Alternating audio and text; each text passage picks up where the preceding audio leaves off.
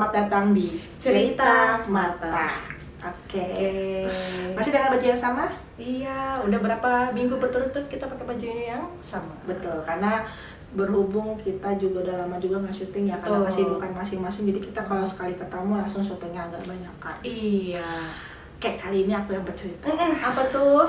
Jadi aku mau bercerita nih soal kisah nyata. Jadi untuk sekarang aku akan bercerita dengan kisah nyata dan aku berusaha untuk tidak bikin jadi kayak guyonan ya, karena ada beberapa saran dari mata-mata. Tolong kalau mau menceritakan kisah nyata jangan terlalu kelihatan guyonan, jadi kurang kelihatan apa ya, misterinya, kurang kelihatan seramnya gitu. Oke. Jadi pernah dengar gendam nggak? Nggak pernah, belum pernah. Ya, jadi gendam Apa gendam? itu sejenis ilmu hitam yang memang biasanya itu untuk mengirimkan sesuatu ke orang yang kita tuju. Kayak kamu pernah lihat film boneka yang ditusuk-tusuk, Voodoo, iya. ya, yang isinya boneka, terus ada foto ditusuk-tusuk, Betul. ya kan, untuk mengirim supaya di sana kesakitan atau apa. Nah, Betul. gendam pun juga sama. Gendam ini wujudnya seperti apa ya? Yang aku lihat saat itu, gendamnya itu dia itu ditaruh di dalam sebuah botol yang berisi minyak. Aku lupa itu minyaknya warna apa, merah atau gimana ya. Iya, pokoknya itu di satu botol. Di dalam botolnya itu terisi foto orang yang dituju, rambut dari si orang yang mau dituju, barang pribadi sama orang yang dituju itu. Habis itu diikat jadi satu, ditaruh di dalam botol itu. Gitu. Jadi itu gendam yang aku lihat waktu itu. Jadi aku ceritain ya. Jadi asal muasalnya gara-gara gini. Jadi aku tuh punya teman, kita anggap aja inisialnya itu D. Jadi si D ini itu kan tahu bahwa aku kan memiliki gift dari Tuhan. Dan si D ini memiliki teman bernama E. Jadi si E ini jadi D ini kan suka cerita nih, teman aku nih bisa begini gitu. Terus si E akhirnya ngomong sama si D, aku mau minta tolong dong, boleh nggak? Terus si D nanya, minta tolong apa? Jadi si E ini memiliki pasangan, jadi E ini perempuan. Jadi dia memiliki pasangan di mana dia mengetahui bahwa pasangan ini berselingkuh.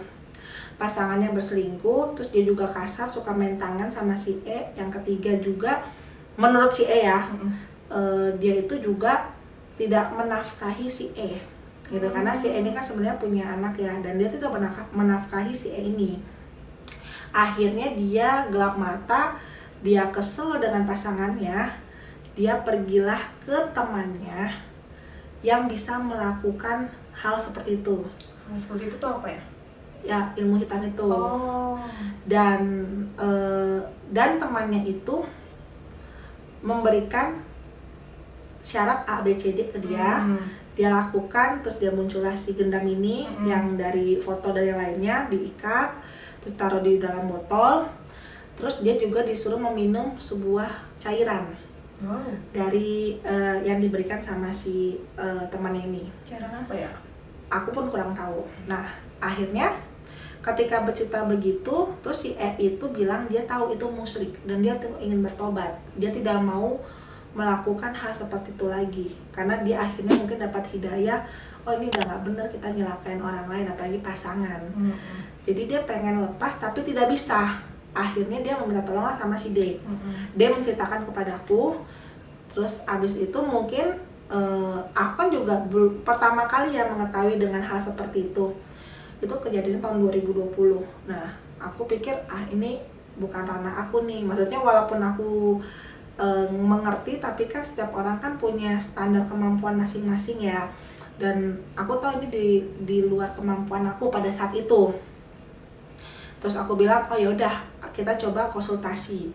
Nah, aku juga punya teman nih, karena aku memang punya teman banyak yang seperti aku ya. Aku punya teman yang kita jawab aja inisialnya itu C, gitu. Nah, si C ini aku cerita mau dibantu nggak. Nah, si C ini berprinsip bahwa ketika seseorang pengen kembali ke jalan yang benar, ya wajib kita harus bantu dong. Karena kan banyak domba-domba terhilang yang harus bisa kita bantu, yang kembali lagi ke jalan yang benar gitu. Jadi dia bilang oke, ayo kita bantu. Nah, untuk bertemu itu kan memang syaratnya dari kami, kalau kami mau bantu orang, orang yang dibantu yang harus datang ke kami. Nah, tapi kadang-kadang kalau memang belum waktunya, kadang-kadang mau ketemu sama kami tuh susah banget. Padahal sebenarnya kan kalau misalnya kayak kamu kan suka banget ketemu sama aku ya, terus ketemu temen C ini kan kamu kenal juga. Ya kamu mau ketemu C juga gampang ya. Cuman kalau misalnya memang ada kebutuhan seperti itu susah banget. Entah tiba-tiba mungkin aku dinas atau si C lagi kemana. Kayak ada aja halangannya ya? Ada aja halangannya, dan dia itu sampai berapa kali tuh pengen ketemu, itu nggak bisa-bisa sama kita. Terakhir akhirnya aku itu bikin acara jalan-jalan sama teman-teman satu channel YouTube aku. Aku punya channel YouTube lain ya selain Cerita Mata. Jadi aku punya tim agak banyak waktu itu. Waktu tahun 2020, kita jalan-jalan, nginaplah kita di Bogor. Nah, si C ini aku ajak karena menurut aku kapan lagi kita bisa bantu si E ini. Jadi lebih baik gue suruh si E datang, si C datang. Kebetulan kita juga lagi sewa villa gitu. Daripada bingung juga kan mau pembersihan di mana. Di rumah dia juga nggak memungkinkan, di rumah C juga nggak memungkinkan. Apalagi masa di kosan aku gitu kan. Jadi di villa yang kita sewa inilah gitu dia untuk datang. Pada saat hari H-nya itu aja tuh susah banget untuk untuk C sih pasti datang. E-nya yang susah, si yang minta tolong ini. Gitu. Padahal si D itu sudah sampai gue yang bayar deh, karena kan si E kesulitan uang kan.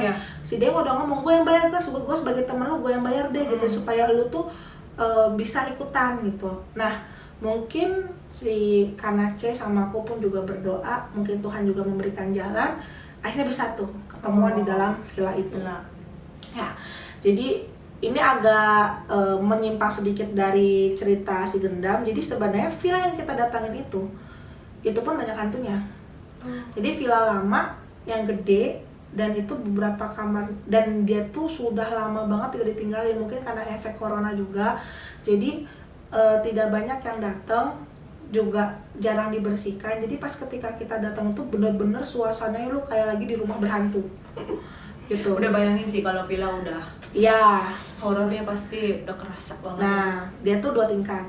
Nah, jadi entah mungkin Tuhan baik sama aku ya, jadi aku pun juga memiliki teman-teman YouTube yang memang sensitif. Kayak kamu kan sebenarnya bukan anak indigo tapi kamu sensitif ya. Iya. Nah, teman-teman YouTube aku juga sama.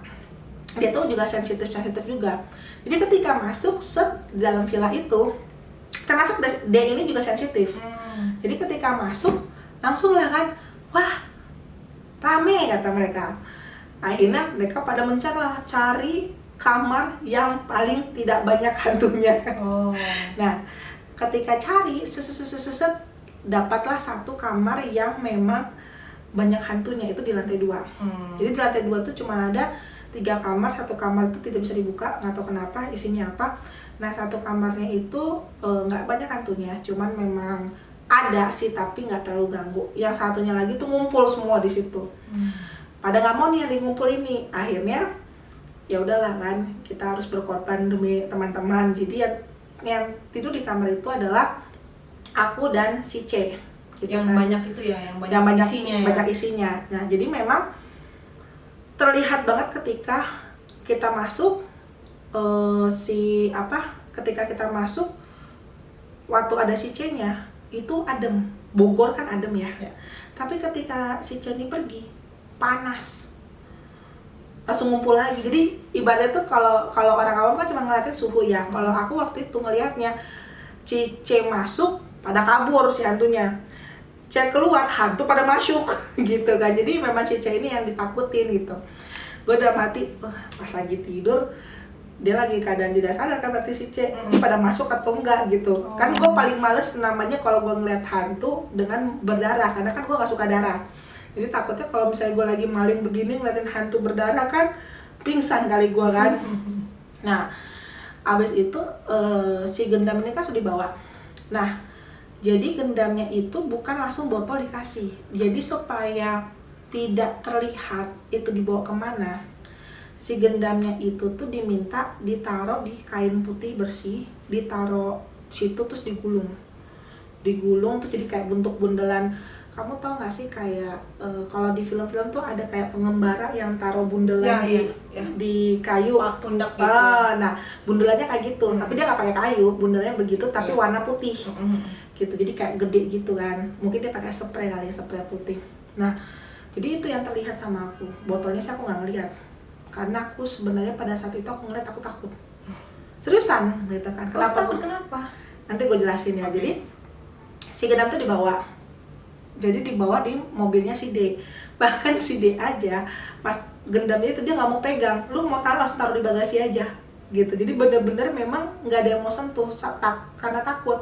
Dan kebetulan juga aku kan juga memang tipikal orang yang ketika lu mau melakukan sesuatu di dalam acara kebersamaan, gua harus kasih tahu sama teman-teman aku dong dan minta izin. Kalau mereka ACC ya baru kita bisa ajak. Jadi kebetulan teman-teman aku semuanya udah pada tahu gitu. Jadi sebelum aku ngajak si ini, teman-teman aku udah pada tahu gitu. Jadi mereka ya udah oke, Kak, boleh gitu. Jadi ya udah, jadi untuk masalah Gendam ini mereka semua udah pada tahu nih. Taruh di mobil, pergi buat ke villa. Dari villa si Gendamnya itu ditaruh di kamar kami. Taruh di kamar kami. Mau nggak mau kan berarti kan dia bersama dengan diriku kan. Nah, kenapa gue takut walaupun bentuknya itu cuman, pada saat itu aku tidak melihat apapun ya. Kenapa gue takut? Karena ketika gue melihat Gendam itu, gue itu merasakan perasaan yang amat sangat jahat menurut aku. Contohnya kayak gini. Jadi kan si C ini sholat, dia sholat di kamar. Biasanya tuh aku kan memang tipikalnya orangnya mager ya, jadi kalau misalnya udah di tempat tidur gue malas untuk beranjak lagi. Nah pada saat itu aku udah lagi di tempat tidur, lagi leha-leha sambil baca novel. Si C ini mau sholat, ya udah gue bilang ya udah sholat aja di situ, aku nggak akan ganggu. Cuman tiba-tiba tuh kayak ngerasa kayak ada yang lihat dong. Akhirnya gue berbalik, gue lihat tuh si Gendam itu. Gue lihat Gendam itu, gue plototin, terus tiba-tiba gue dapet pikiran gini, ih seru kali ya ketika temen gue lagi bersujud gue tendang pantatnya, lagi sholat loh, menarik kali ya. Ya aku pernah ngerasain gitu. Ya kan, ih seru kali ya. Tiba-tiba pas lagi itu gue tarik sarungnya, gue tarik mukenanya gitu kan, seru kali ya gitu. Terus seru kali ya kalau gue kelitik. Pokoknya gue mau gangguin dia untuk sholat. Padahal maksud aku gini loh, gue nggak pernah berpikiran seperti itu kepada teman-teman aku yang lagi pada sholat, sekalipun nggak pernah. Tapi ketika gue memandang itu ibarat tuh kayak lu punya dendam yang amat sangat besar sama orang itu, yang kayak di pikiran gue tuh kayak menganggap membunuh pun juga nggak apa-apa. Jadi kayak ibarat tuh kayak kalau gue bunuh juga sebenarnya gue nggak salah, sampai pemikiran seperti itu. Terus saking bener-bener hawa jahatnya itu tuh kerasa banget, iya, di dalam Gendam itu. Pas ketika gue ngerasain seperti itu, gue langsung gak bisa ini gitu kan, gue pergi. Karena menurut aku semakin gue ada dorongan itu, kita nggak tahu ya, maksudnya seberapa kuat mental kita, seberapa kuat iman kita. Mungkin gue bisa melakukan hal seperti itu gitu kan. Pas keluar, nah gara-gara itu, makanya lo bilang kenapa gue takut itu, karena gue merasa bahwa gue tuh tidak pernah memiliki niat pembunuh seperti itu atau niat jahat seperti itu gitu kan. Ketika gue ada di dalam hati, dan itu hati terasa panas banget loh. Kalau gue nggak ngelakuin itu gue nggak lega. Kayak di sini ada yang bisikin kan? Iya, di sini ribut gitu kan. Ribut. Ayo gitu. Kayak ada yang ngomong di dalam otak nih. Betul. Karena kan lu pernah ngerasain itu ya. Yang waktu pada saat itu ya. Nanti kalau misalnya kamu memang ada pencerahan, pengen bercerita dan menurut kamu sudah siap bercerita, bisa cerita sama teman-teman apa ya. Tapi nanti saja, aku tahu itu agak lumayan traumatis ya. Jadi ini nggak benar gini kan. Gue keluar, pas teman gue selesai sholat, dia bilang kenapa kamu keluar? Gue bilang gue nggak suka nih, gue bilang gitu, gue nggak suka Gendam ini, gue bilang begitu. Terus temanku bilang lawan lah, kan kamu punya kemampuan, kamu lawan. Terus gue bilang, iya aku tahu aku punya kemampuan, tapi aku tidak tahu bakal separah itu gitu. Dan teman-teman aku, jadi ketika aku masuk, aku pasti harus selalu ngajak orang. Ketika si C lagi nggak ada, aku pasti selalu ngajak orang nih, karena menurut aku tuh nggak boleh sendirian di situ. Karena beneran dorongannya tuh parah banget gitu. Nah sedangkan teman-teman aku tidak merasakan hal apapun untuk gendam itu. Lucu kan? Gitu. Jadi pokoknya aku tuh udah gak nyaman banget sama si gendam ini ya. Terus akhirnya jadi kan kita tuh 3 malam. 1 malam itu aku masih bersama dengan gendam itu, walaupun gue banyak berdoa dan gue berpikir Tuhan singkirkan segala hal-hal jahat dalam otak aku gitu kan. Terus malam kedua akhirnya pembersihan itu dimulai. Nah ketika pembersihan itu aku tidak ikutan karena satu sisi aku tidak mau karena aku masih tak ya gimana ya, ibaratnya kita yang nggak pernah ngerasain yang namanya benci, sebenci-bencinya tiba-tiba muncul kan agak lumayan trauma ya.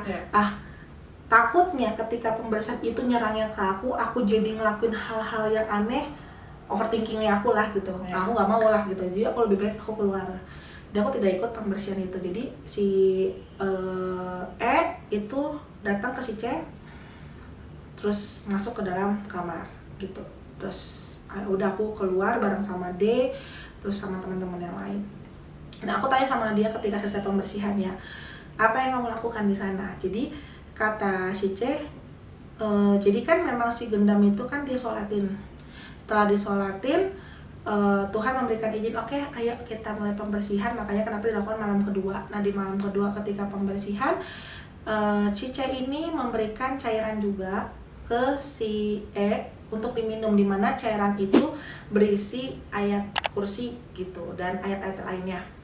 Diminum, setelah diminum, menurut si E dia merasakan rasa panas di dada, jadi kayak gerah panas gitu loh. Nah terus setelah dari situ ya sudah selesai gitu pembersihannya. Terus ada juga kayak pengambilan jin yang ada dalam tubuhnya, dari dada, dari sini apa namanya nih, punggung ya kan gitu kan, terus dari beberapa area lain lah gitu. Setelah pembersihan selesai ya udah gitu, paling tinggal nanti permasalahan sama si gendamnya itu, karena kan ada juga isinya di dalam gendam itu. Teman aku ini si C ini ngobrol lah sama si E, dan kebetulan mereka ngobrolnya kan agak di forum ya waktu ketika makan malam, jadi teman-teman aku juga mendengarkan. Jadi si E ini ternyata dia itu AKTP agama KTP gitu. Jadi dia memiliki agama tapi dia tuh tidak mengimani agama tersebut. Nah akhirnya temanku bilang begini, si C bilang begini, kamu nggak bisa seperti itu, kita punya 5 agama, kamu bebas memilih agama tersebut yang kamu yakini dan kamu harus taat dengan itu. Kenapa? Kamu pingin bertobat tapi kamu bertobat dengan diri kamu sendiri itu nggak bisa. Kamu harus bertobat dan harus juga bersama dengan tobatanmu dengan iman juga gitu loh, dengan Tuhan yang besertamu gitu. Jangan diri kamu tuh nggak bisa sendiri, kamu butuh Tuhan. Dengan salah satunya ya kamu harus tahu nih, kamu mau meyakini agama apapun gitu. Kamu mau belajar Islam, mau belajar Kristen, Hindu, Buddha, Konghucu, Katolik, terserah. Yang penting kamu tuh mengimani lah gitu. Terus dia bilang, oke, sebenarnya dia tertarik dengan salah satu agama, tapi dia belum mempelajari. Terus si C ngomong, ya udah kamu pelajarin, dan kalau memang kamu yakini ya kamu berdoa dengan cara seperti itu, dan kamu mulai bertobat dan kamu mulai mengikuti ajaran itu. Terus abis itu karena ini kan kita pembersihan kan kita juga lewat Tuhan ya, berarti kita juga untuk sepanjang hidup kita juga kita kan nggak tahu, mungkin ada balasan kiriman dari manapun juga setelah dia ngelakuin hal jahat seperti itu ya, kita butuh bantuan Tuhan. Dia bilang ya kamu butuh Tuhan dan kamu harus tahu iman mana yang harus kamu yakinin. Setelah begitu terus dia bilang si E itu disuruh untuk puasa. Memang kan beberapa video sebelumnya itu yang di channel kita kan memang aku selalu ngomong kita harus berpuasa dan berdoa. Karena memang kita kan contohnya kita kan harus membersihkan apa yang dalam tubuh kita. Karena kan tubuh kita adalah bait Allah ya. Jadi kita kan juga sudah memasukkan sebuah cairan yang untuk yang tadi gendam itu kan. Nah itu kan udah masuk ke dalam aliran darah dong. Jadi memang harus dibersihkan. Yang dibersihkan ya dengan apa? Kita harus puasa, berdoa gitu, dan puasanya kebetulan tuh harus seminggu. Pada saat itu seminggu. Dan ada doa khususnya. Nah, aku sih tahu sih doa khususnya, cuman nggak etis juga gue kasih tahu karena setiap kasus apapun tuh doanya beda gitu. Jadi dia harus berdoa, dia harus puasa, doanya harus lebih kencang ya. Kalau puasa tanpa doa ya jatuhnya kan diet, aku bilang gitu kan. Jadi ya udah, jadi dia puasa, dia doa dalam seminggu. Nah, si gendamnya itu dibawa sama si C.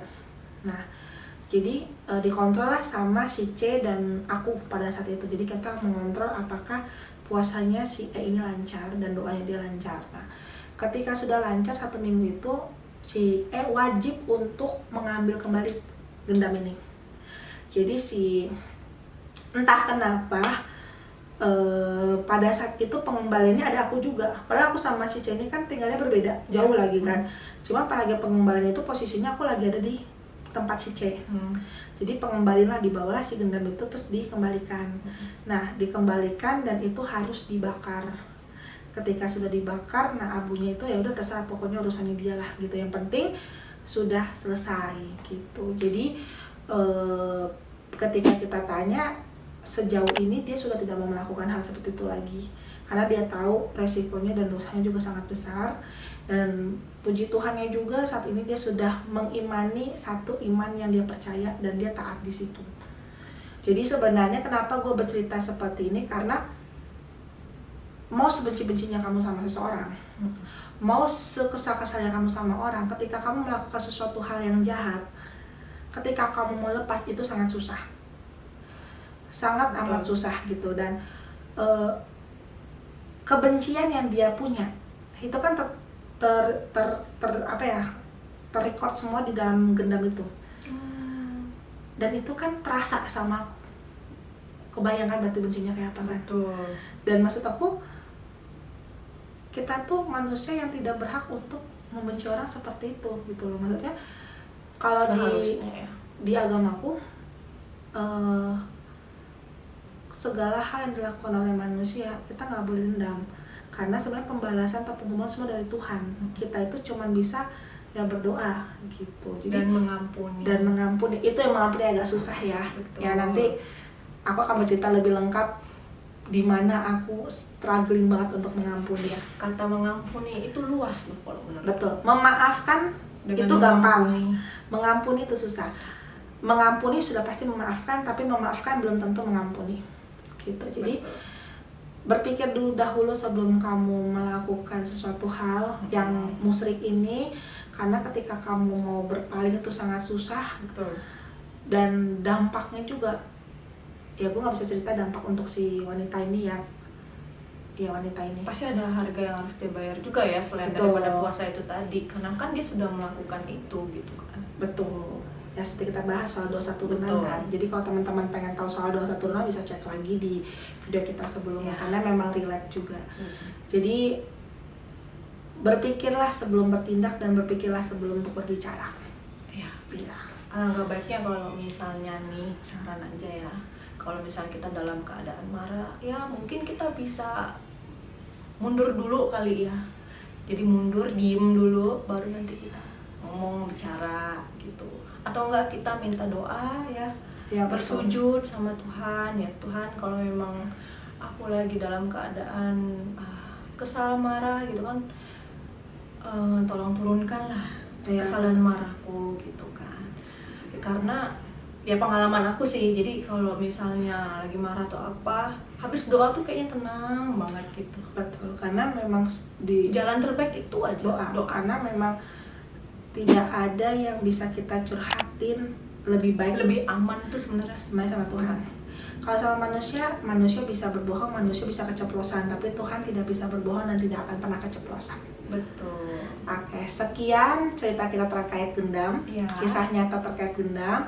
Jangan lupa apa? Like, Komen, and subscribe. serta share. Nah, setelah ini nih, udah kita udah jarang dari tadi ngasih clue Iya nih. benar, biasa kita kasih clue Kasih ya. clue. Nah, kali ini kita abis ini topik selanjutnya kita ada clue tentang pelakor.